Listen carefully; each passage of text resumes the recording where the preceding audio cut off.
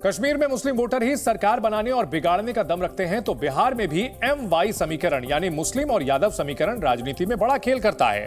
इसलिए लोकसभा चुनाव से पहले नई संभावनाएं तलाशी जा रही हैं और गठबंधन को लेकर नई हलचल भी बढ़ी है। फिलहाल सबकी निगाहें चिराग पासवान के अगले कदम पर हैं। चिराग के दिवंगत पिता रामविलास पासवान को राजनीति का मौसम वैज्ञानिक कहा जाता था और अब सवाल उठ रहे हैं कि क्या चिराग भी उसी राह पर हैं। सवाल यह भी है कि क्या चिराग अपने पिता की तरह ही हवा के रुख का सही आकलन कर पाएंगे।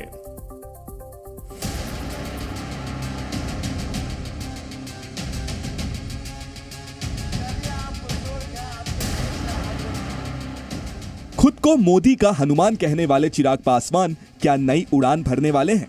क्या लोकसभा चुनाव से पहले चिराग कहीं और रोशन होने की तैयारी में हैं? यह सवाल इसलिए क्योंकि बीते कुछ दिनों में चिराग पासवान की खामोशी बहुत कुछ कह रही है। साथ ही प्रधानमंत्री की रैलियों से उनकी दूरी भी कई संकेत दे रही है। 2 मार्च को पीएम मोदी बेगूसराय और औरंगाबाद में थे। इन रैलियों में एनडीए के सहयोगी जेडीयू और एचएम के नेता तो थे, लेकिन चिराग पासवान नजर नहीं आए। 6 मार्च को मोदी ने बेतिया में रैली की, लेकिन यहां भी चिराग पासवान नहीं दिखे। मोदी के मंच से चिराग की ये दूरी राजनीतिक लिहाज से बिहार में हलचल मचा रही है। सूत्रों के मुताबिक इंडिया गठबंधन की ओर से चिराग पासवान की पार्टी को 10 सीट ऑफर की गई है, जिनमें 8 सीट बिहार और 2 सीट यूपी में दिए जाने की चर्चा है। हमको क्या कहना, हमको तो कहीं जाना है नहीं, हम तो जहां है वहीं है। जिनको आना होगा वो ना बताएंगे। बिहार में अभी किसी भी गठबंधन में सीटों का बंटवारा नहीं हुआ है, इसीलिए चिराग पासवान के रुख को लेकर अटकलें बनी हुई हैं। हालांकि चिराग की पार्टी के नेता फिलहाल एनडीए में ही 6 सीटों की डिमांड का दावा कर रहे हैं। हमारे नेता पहले भी कह चुके हैं कि 2014 में 7 सीट पर लोक जनशक्ति पार्टी चुनाव लड़ी थी। 2019 में 6 और 1 राज्यसभा पे चुनाव हम लोग लड़े थे। पुनः हम लोग एनडीए में गए हैं और हमारी सीटें इतना रही हैं। क्या एनडीए में चिराग को 6 सीटें दी जाएंगी? और अगर इतनी सीटें नहीं दी गईं, तो क्या चिराग इंडिया गठबंधन का ऑफर कबूल कर लेंगे? ये सब अभी सवाल हैं और जवाब सिर्फ चिराग पासवान के पास हैं, जो इन दिनों ना दिख रहे ना कुछ बोल रहे। ब्यूरो रिपोर्ट, जी मीडिया।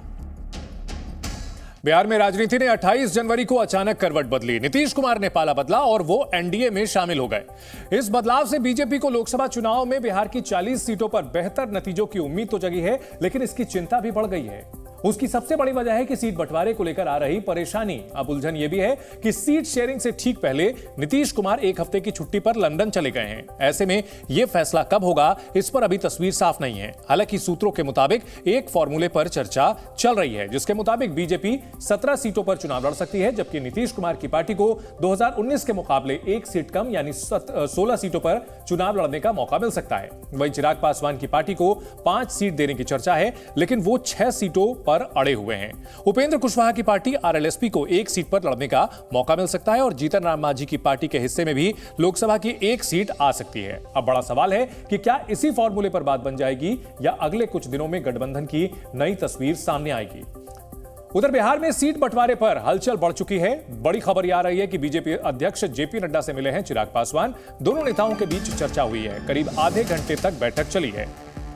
आज दिन में यह खबर आई थी कि चिराग पासवान हाजीपुर से लड़ेंगे, जबकि उनके चाचा पशुपति पारस, जो कि समस्तीपुर से चुनाव लड़ सकते हैं, ऐसी खबरें आ रही थी। और इस बीच चिराग पासवान की मुलाकात हुई है जेपी नड्डा से।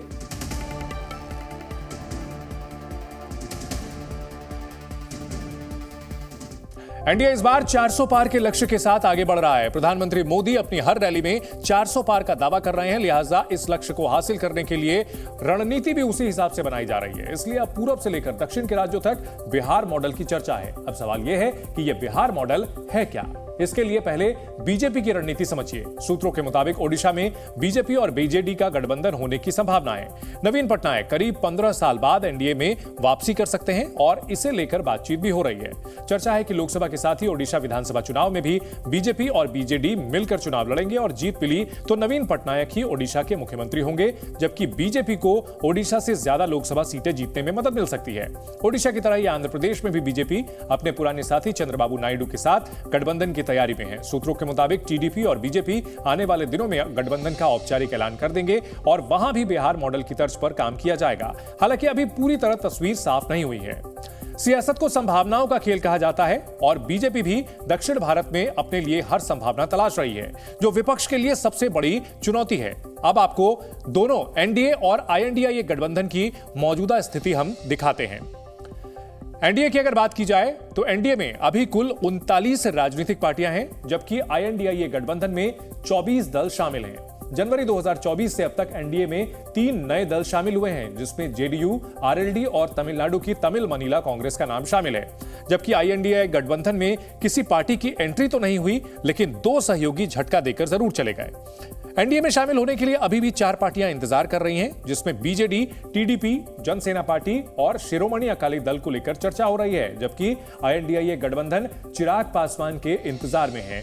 यानी साफ है कि यहां पलड़ा अगर गठबंधन के सहयोगियों की बात की जाए तो पूरी तरह से आईएनडीए के मुकाबले एनडीए का भारी नजर आता है। जी न्यूज़।